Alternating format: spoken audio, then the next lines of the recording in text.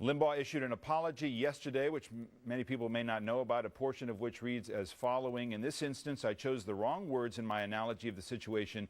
I did not mean a personal attack on Ms. Fluke. My choice of words was not the best, and in an attempt to be humorous, I created a national stir. I sincerely apologize to Ms. Fluke for the insulting word choices. How much damage has this done? You know, David, I am astonished at the desperation of the elite media to avoid rising gas prices, to avoid the president's apology to religious fanatics in Afghanistan, to avoid a $1 trillion deficit, to avoid the longest period of unemployment since the Great Depression, and to suddenly decide that Rush Limbaugh is the great national crisis of this week. There's no debate about access to contraception. There is a debate, which Cardinal George of Chicago has pointed out, is a war against the Catholic Church. You do have this weird situation where President Obama apologizes to Islamic extremists while waging war against the Catholic Church. That's the language, by the way, of the Catholic bishops. You have an issue here of whether the government can coerce the Catholic Church, not just into contraception, but into sterilization and abortion, something I don't find any reporter wants to talk about. You have a president who voted for infanticide as a state senator, who represents the most extreme pro-abortion position in America. So if you want to have a dialogue about this, David, let's set the record straight. Barack Obama, as a state senator, voted to allow doctors to kill babies if they survived the abortion. Barack Obama, as president, in the most radical anti-religious move made by any president, is trying to coerce the Catholic Church at a time when he's been told by the bishops they would have to give up every single hospital. Wait a second, let me finish. They would have, this is what they say.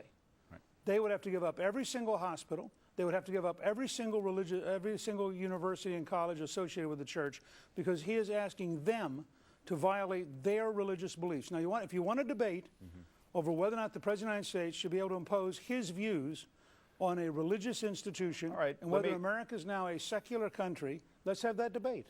Can I just get to my question? Do you think it was harmful that Limbaugh, certainly an influential voice in the conservative grassroots, and you well know that, was it appropriate for him to apologize? Do you think he's done damage to the debate that you're now getting into? Okay. Look, I think it was appropriate for Rush to apologize. I'm glad he apologized.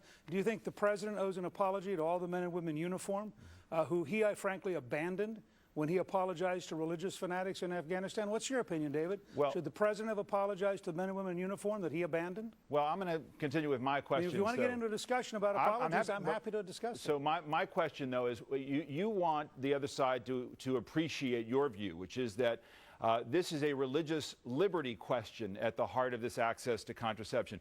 Can you appreciate the view of those who disagree with you that this is an attack on women's rights? That's their view. Reproductive rights, access to contraception, and in the extreme that it's some sort of war on women. Do you appreciate that view at all? Okay, wait. Nobody's blocking anyone from having access to contraception. No one. The young lady who testified can get access to contraception. Nobody said she couldn't. The question is, should a Catholic institution, or for that matter, the Ohio Christian University, which is a Protestant institution, which is a very pro-life institution, which is now being told it will have to pay for abortion pills.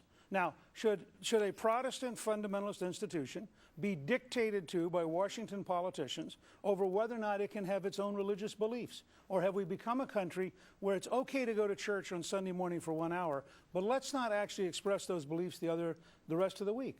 I mean, I think this is the most fundamental assault on religious liberty in American history, despite every effort by the elite media to distort what it's about. It's not about access to contraception. People who want to can get access to contraception every day.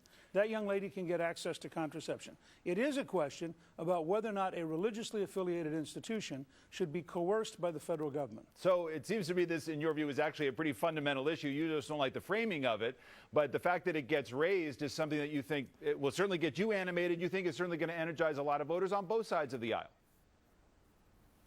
Right, and I don't like the framing because I think the framing was false. That young lady has access to contraception every day. I mean, there's no place in America where it's illegal to go get contraception.